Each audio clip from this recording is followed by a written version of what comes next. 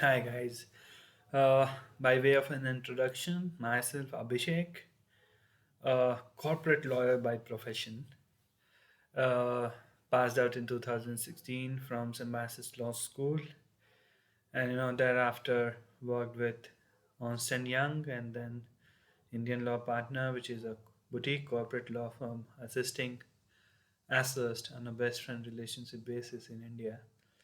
There I have gained lots of exposure to corporate transactional practice and advisory practice. After working for almost 1.5 year, no, in fact 2 years at Indian Law Partners, thereafter from Delhi to Bombay, uh, wherein I have started working with ICICI Venture, which is an investment vehicle of ICICI Group. There I worked for 2.5 years, learned the intricacies of uh, investment practice as a corporate lawyer. Uh, after pandemic, I started looking for another opportunity. Then moved to Orias Venture, which is again a venture fund.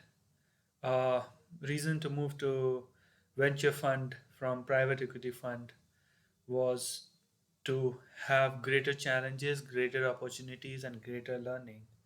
You know, as will be having small deals but large number of deals on which you could work as a corporate lawyer, and then uh, it will help you really because and you'll be having greater responsibilities to take care. You will be the one who will be driving the transactions, and that's how I started as a corporate lawyer there. It was just about a brief introduction about myself, and in during the pandemic, I also completed my master's in law from National Law University, and I just thought of starting, you know, a series of videos based on my prior experience, about career in law, and that's how I have created this very first video to speak to you all about how to become a corporate lawyer and what all things would be required to become a corporate lawyer. To be a corporate lawyer, I would say it's all depend on your interest, career interest. If you are really looking to pursue corporate law, you should have a keen interest in the Companies Act, foreign exchange laws, securities law,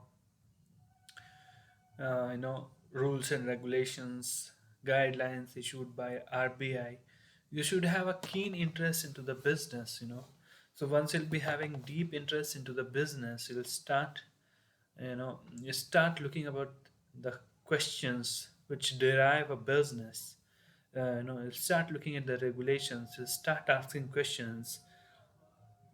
Can what if you are looking to start a company? What all is required? What is balance sheet? What is profit and loss statement? To be a corporate lawyer, you need to have a holistic understanding about law as well as business. So many times, if you are looking to become a corporate lawyer, I would suggest, though it is not required per se, but I would suggest to join a program which is having blend with commerce or business, rather than going for a course which is having a blend with humanities subjects. So I would suggest to go for a course like BBA LLB, or BCom LLB, rather than going for BA LLB if you're looking to become a corporate lawyer, at least in Indian context. Yeah, that's the first thing I would suggest you all to choose BBA LLB or BCom LLB over BA LLB if you're looking to become a corporate lawyer, so that you'll get a exposure and understanding about business as well as law to become a corporate lawyer.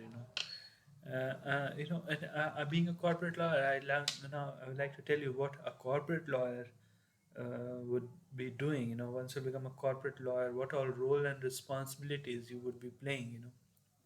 So, being a corporate lawyer, you can either go to a law firm or you become an in-house corporate lawyer. So, what's the difference between both? Yeah. So, corporate lawyer at a company is called in-house corporate lawyer, who would be basically, managing the affairs of the company while being at the company, where you'll be solving day-to-day problems. You'll be assisting various verticals of the company, be it is finance, be it is investment, manufacturing, marketing, HR. Everybody is having interlink with the legal team, right? Suppose if they are going for a, you know, advertisement, or looking to, engage Ranbir Kapoor for a, for a promotional video. For that also, you need a corporate lawyer to enter into an agreement, because there are lots of things involved into an agreement. By hiring superstar to play a role for you, so that you need to have an agreement about intellectual property, about the timeline schedule, in which the celebrity would be functioning. Same time, if you're looking for an investment in a company, you need a lawyer who will understand the commercials and legality and accordingly prepare the document for you. So there are lots of things to do as a corporate lawyer, while being an in-house role. In fact, I would say you are a backbone of the system, right? If but yeah, backbone is not something which is visible every day, but it's there, and you will not see it's very very important body part. Similarly, the lawyer being at a corporate house play a very significant role, in its growth and its functioning. Yeah, so being a corporate lawyer at a company is of a great responsibility, who would be handling things and who would be, coordinating with the other in-house teams for, for work, and also be interacting with the law firms to outsource certain works, considering the bandwidth and, considering the niche practice area wherein expertise is required. So accordingly, works could be outsourced as well, which will be monitored, reviewed, and reviewed by the in-house lawyers. Once you become a lawyer, corporate lawyer at a at a law firm, you could be, either doing advisory, due diligences, transactional work. Yeah, so these are the three core work of a corporate lawyer. Sometimes compliances as well. So before going to into the, I'll just tell you what a advisory role is, right? Being an advisor, you are here to solve the problem. You keep on receiving questions from your clients about doing certain things in a certain way, whether they could do it or not. For example, if a company is looking to have a foreign investment, they would like to know how to do, what to how to go about, getting foreign investment in a lawful way. So then you'll go and read and see, whether it is permitted to have the foreign investment in that particular sector or not. If it is permittable, how you could raise, whether it is, okay, it would require any approval or permission from the government or not. So basis all these, you formulate an opinion, and questions could be as complicated as, this is a very simple example which I quoted to you, but there could be various other, other issues, and other more complex issues, which will require your input and, deep insight on the subject, so that problem could be solved. That's how a corporate lawyer, on a day-to-day basis, advising its client. And every time, a law is a very dynamic thing, they keep on changing also. So you need to be on the top of all the changes happening in the law, because someday a client would reach out to you and ask, hey, Abhishek, we are looking to, we have received notification and we have seen that there is a change in law, and this what all implication it would have on my business, and what I'll have to do in order to, in order to be compliant while acting as a business enterprise. So you do research and you prepare your opinion and you accordingly advise. Advisory is also about structuring a transaction, you know, structuring anything which a company is looking to do. If somebody is looking to structure his shareholding pattern, if somebody is looking to transfer his shareholding to a private family trust. So that is also something which a lawyer would be, a lawyer would be required to assist that. So there are so many things on an advisory front. I would say, which we could deal it separately in a different video, as and when required by you. If you'll need what all the domain, there. You know, that's a huge domain of advisory. Advisory is something very vast. Now it comes to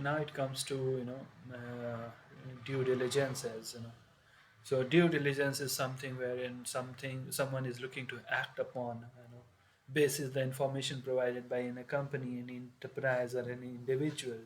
So suppose if you are looking to have an investment in one particular company, you would like to go for a due diligence. If you're looking to have an investment in a real estate, you would like to have a due diligence and have a proper check, about that particular property, particular company. If you're looking to have an acquisition of a company, you would like to go through all the detail of the company. You will go through the corporate documents, you like to go through the HR document, you like to go through all the contracts, borrowing agreements, real estate agreements, property details, everything. You like to know whether there is any litigation going on or not, whether there's a prospect of having, you know a penalty which could be payable at a later stage by the company or not. And after assessing all these by way of a report, you accordingly segregate, classify the risk, and basis the risk, you go ahead, whether you want to go ahead with the deal or not. If you're looking to go ahead with the deal, then you'll decide how to mitigate the risk factors which are, you know coming out of the due diligence report. So in due diligence report, you'll get to know, these are the 10 red flaggers which are there, which need to be mitigated. So, while entering into a transactional agreement, therein you capture these issues. You put the onus on the existing promoters and the company to pay if there will be any liability which may arise. We may go into detail, whether to put it on, whether the liability would be of the company or of the existing promoter, and what's the rationale for the same in the other video when we'll be discussing about the transactional work. Here I'm just giving you an overview of a corporate lawyer, what a corporate lawyer would be doing. You know, this is something, the transactional work. Transactional work, when I say, is something, you are looking to invest in another company, another company is looking to invest in your company. You know, if you are looking to, have if you're looking to acquire a company, what all things need to be taken care while documenting a transactional document. you know what all rights you would be looking to have. Maybe, for example, you would like to have board rights, you would like to have affirmative vote matter rights, wherein you'll be controlling certain actions. You're looking to have a regular information from the company, so you'll be putting up information rights within the agreement, so that you'll keep on receiving the information on a regular basis. You like to have some observer on the board, your representative on the board, so that you'll get to know what all are happening in the company on a regular basis. So there are so many things to be captured contribute definitive agreement, a transactional document, rights pertaining to the the security which you are purchasing. We can discuss it in detail in a separate video while we'll be talking about and helping you about the understanding the transactional work. My objective is to help you with with my experience, and to make you a better lawyer before you enter into the game, right? It's like people like us have struggled for almost 5 6 years to understand the basic integrities of law, because these things will never be told you, in the classroom here. This is something which you will either learn by struggling, working for years, or while interning you will get a glimpse of it, but not much. This series I'm looking to start here to help you to understand about the very basics of corporate law, so that you'll not be struggling on a regular basis. You'll not be struggling once you enter office for the very first day to understand about what is this shareholder agreement about, what is this ROFO clause, right of first refusal, what is this affirmative vote matter, these are the certain things which, what is this contingent liability, so these are the terms which will surprise you, once you enter a corporate office. You will realize that is something which is not being told to you but it is suddenly in front of you and you will have to find the answer. So yeah, these are the few problems which you face on a regular basis while being an intern, while being an associate at entry level. So it's better to have somebody who could help you. The reason to start this series is to help you, because someone like me who has struggled a lot while being at a law firm, while being at a corporate house, there is each clause is each clause is unique.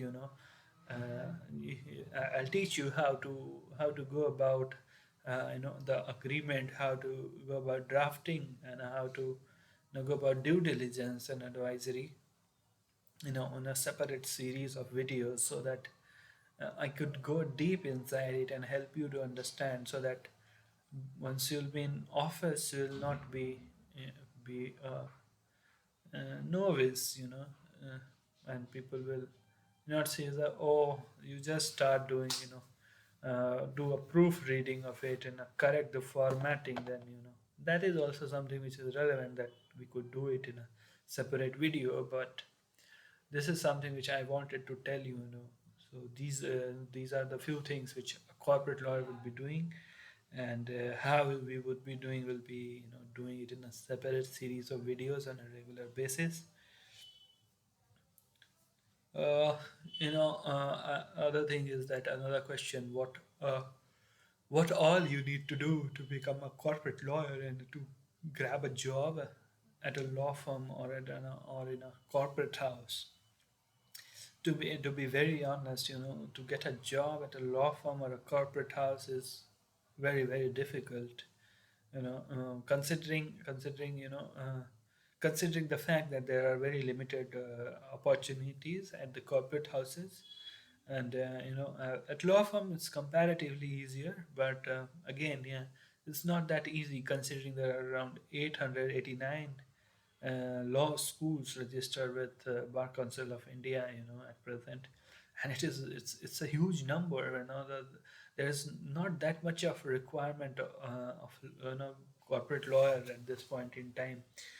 You know, so I would say you can, while being at a law school, you may start by writing good articles on corporate law, getting it published, meeting people in the conferences and seminars. You could apply for internships at best possible corporate houses and law firms, and don't give me the bullshit of having references to get the law internships. This is something bullshit to me. And I could say it with a firm commitment, and I would tell you the same in a separate video about how to get internships without any reference. And this is something which I'm telling you based on my prior experience. I would never say anything to you which is not, which I have not experienced. Getting internship is not that difficult. Uh, uh, I being from a small town, I being a small town boy, I struggled for the very first internship, but subsequently I got internship at all the best possible places in this country. I know I got internships at the PepsiCo, I got internships at IDBI Bank, I got internship at Coca-Cola, I got internship at Aditya Birla Group, Luthra and Luthra Law Firm, currently named as LNL. I interned with PDS Legal. I interned with Amarjit Singh Chantiok, the additional Solicitor General at that point in time. I interned with Amarchand Mangaldas, or Swaida Amarchand Mangaldas, currently named as Sardul Amarchand Mangaldas, based out of Delhi for 3 times, almost for 7 months altogether. The last internship was for 5 months. So yeah, in fact, I left few of the internships because I got other opportunity at the same time. I had to choose one out of 3 or 4 sometime. I remember I got internship and got an opportunity to intern with Mr. KTS Tulsi as well. And in a separate video, I'll show you my mailbox and my journey and my cover letter, CV, to you you know, to understand how people like us who are from the small town, and who are not having any references, how they could get internships without having reference at all the best possible places. So it's not that difficult, but you'll have to plan it accordingly. I'll tell you how I could. I'll be honestly showing you my mailboxes, my cover letters, my journey of getting internship one after the other, and that will give you an idea to plan it accordingly, and that will give you a faith. That when this guy could do, why not me? So this is the confidence which I would like to build in you, so that you could manage to get internship at all the best possible places which people with the references are getting and you are not getting. And don't feel that it is something which you could not get. It's very easy, and it's possible. But to have that, you need to have confidence, you need to have perseverance, you need to be consistent with your effort, you need to have faith in yourself. And you, you will be getting it. I'll create a separate video on the same subject, and to help you all to understand how to go about it. uh, yeah, that's all about to become a corporate lawyer. You need to intern at good places, you need to go for summer school. At the same time, I would suggest you to pursue a company secretary's course, so that you get a better hand on the corporate laws and the subject. And it is a statutory requirement to have a company secretary on board. Earlier it was 5 crore. The companies with a paid up capital of 5 crore were required to have a company secretary. Now it is 10 crore right now. So all those companies which are having a paid up of capital of 10 crore and above are required to have a company secretary on board.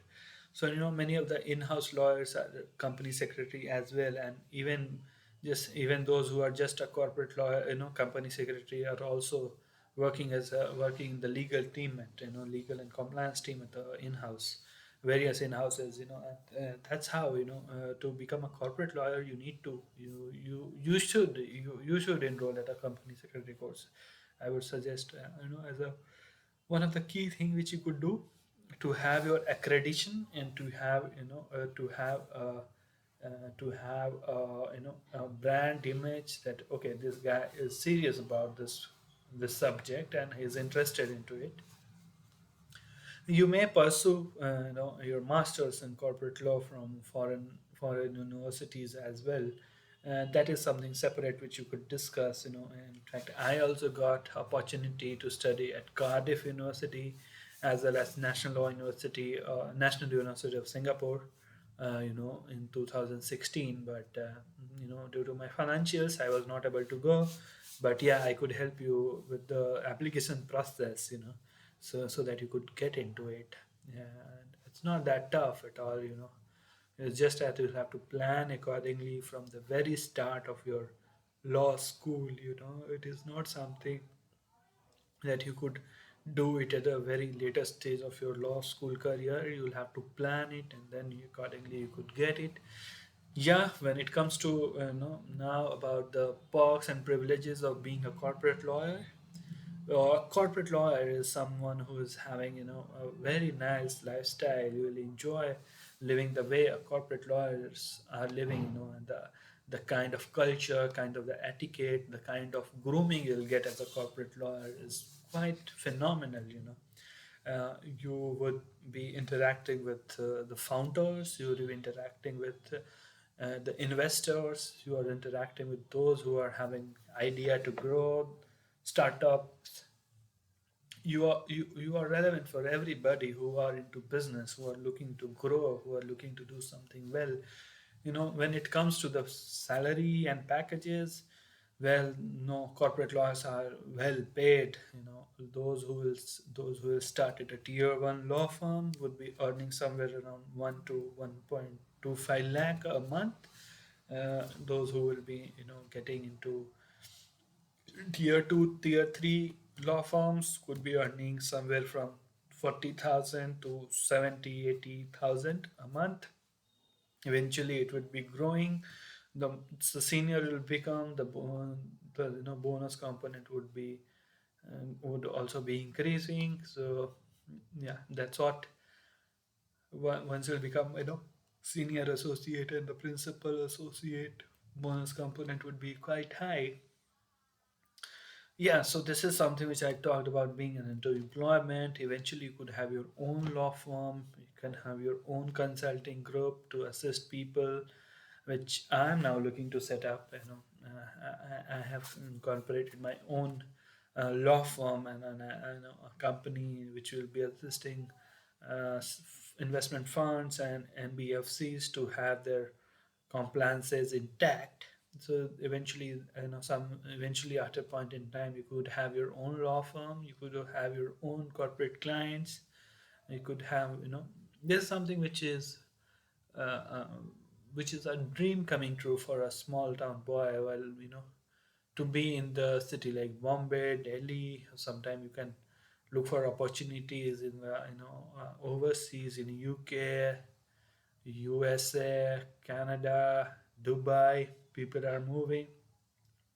One important thing about one more angle about having practice in a different jurisdiction is becoming the member of the bar of that particular state without qualifying for without going for an LLM degree. That is something which you could pursue to become a there is something called becoming a barrister or solicitor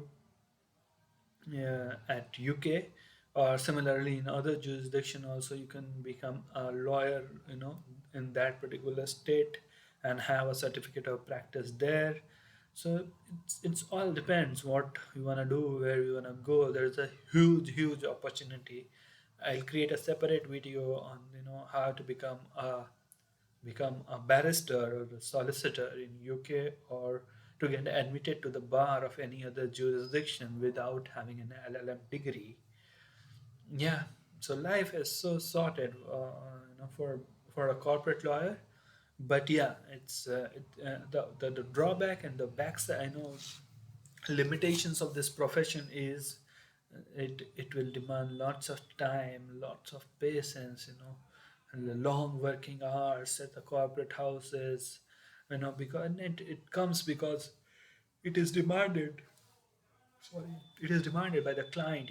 They want to get things done in a time bound manner, because time is the money in the present time. If you are not going to invest, some other guy would be investing in the company. So everybody is looking, and everybody is pushing to have get the deal done in time bound manner. So yeah, there is a huge demand. There is a huge responsibility with, and it is not easy at all. It is full of stress, full of uh, technicalities which you will get to learn. You'll get acquainted after some time. you know you can do it only when you enjoy it in a longer run. It is not something which you could do just because you want money. And uh, and sometimes, like, people like me who want to do it, but they don't want to be an employee.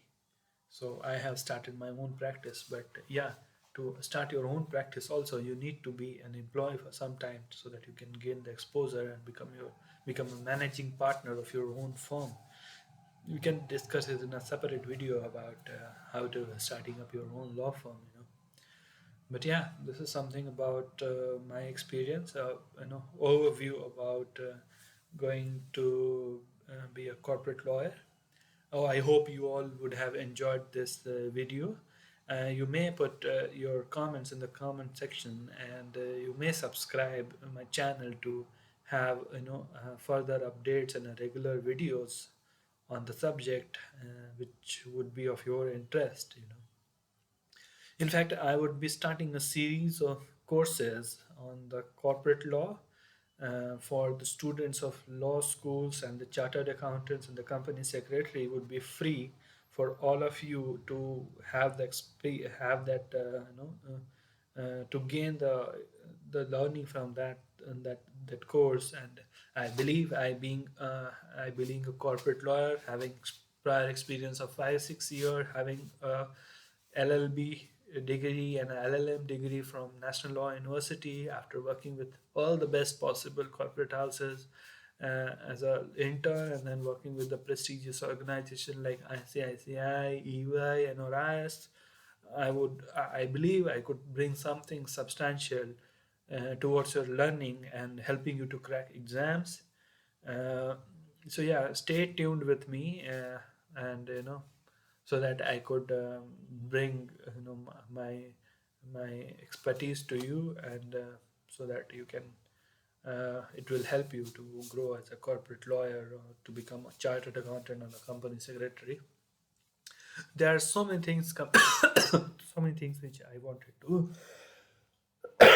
add on here, but yeah, this is something enough for the day. Have a nice day. Don't miss to subscribe to the channel so that you can get regular updates, and give your comments in the comment box so that I could improvise. Thank you so much for watching the video. Have a nice day.